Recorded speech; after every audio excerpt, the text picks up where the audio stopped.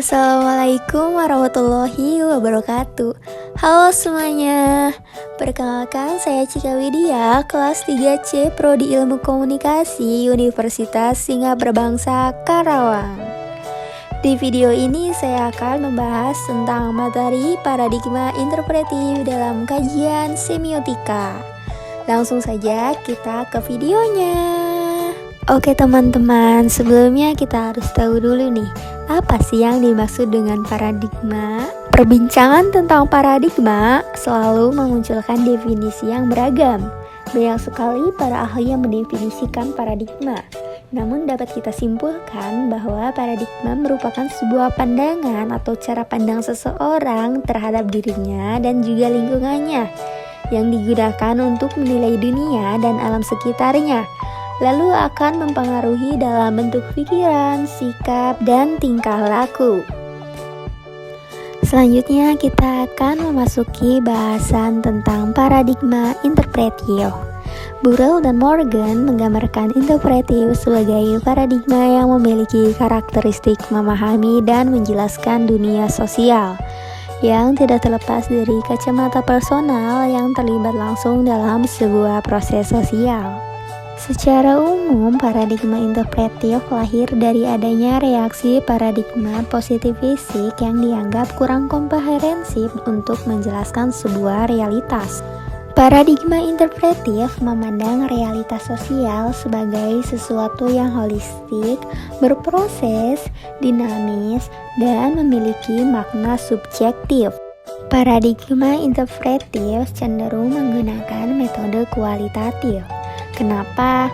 Karena metode ini menggunakan manusia sebagai instrumen utama untuk mengobservasi data atau pengamatan terhadap cara mereka memaknai tentang cara berkehidupan sosialnya. Materi selanjutnya yang akan saya bahas adalah semiotika. Menurut Sobur tahun 2009, mendefinisikan semiotika adalah suatu ilmu atau metode analisis untuk mengkaji tanda.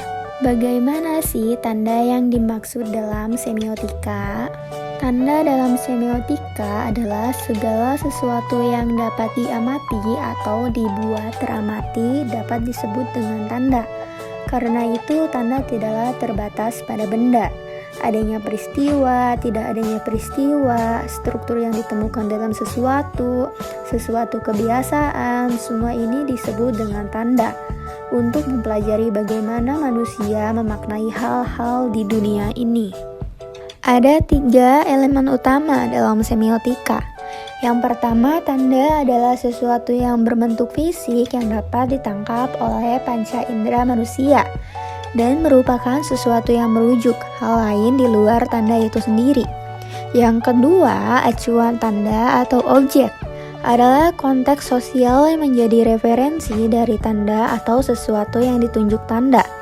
Dan yang terakhir, penggunaan tanda adalah konsep pemikiran dari orang yang menggunakan tanda dan menurunkannya ke suatu makna tertentu. Jadi, secara garis besar, paradigma interpretif dalam kajian semiotika adalah dalam paradigma interpretif memandang manusia sebagai pencipta makna.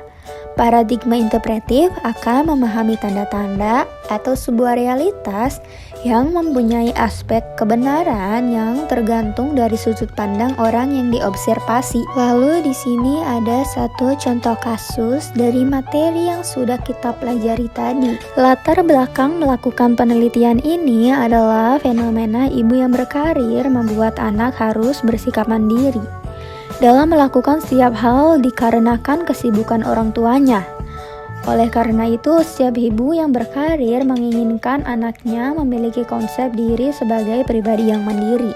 Contoh kasus berikut yang disebabkan oleh kurangnya perhatian orang tua karena kesibukannya bekerja. Pergaulan anak muda sekarang memang banyak yang sudah kebablasan.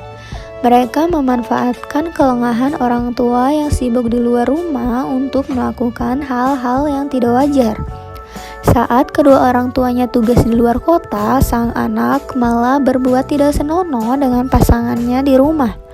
Itulah yang terjadi pada inisial LS dan BR Dua siswa SMA di salah satu kota. Pasangan kekasih ini digerebek warga saat sedang berduaan di kompleks perumahan Kuantan Indah.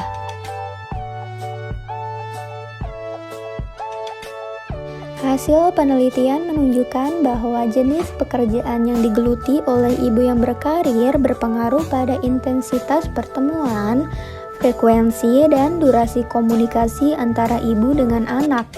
Hal tersebut berpengaruh pada kedekatan antara keduanya, sehingga pengembangan hubungan dengan cara komunikasi yang efektif perlu dilakukan. Respon positif dari orang tua membuat anak senang untuk bercerita sehingga keterbukaan dan kedekatan antara keduanya dapat terbentuk. Nah teman-teman, selesai sudah pembahasan kita tentang materi paradigma integratif dalam kajian semiotika beserta contoh kasusnya. Semoga apa yang sudah kita pelajari tadi bermanfaat. Saya memohon maaf bila ada ketidaksempurnaan dalam video ini. Saya ucapkan terima kasih. Wassalamualaikum warahmatullahi wabarakatuh.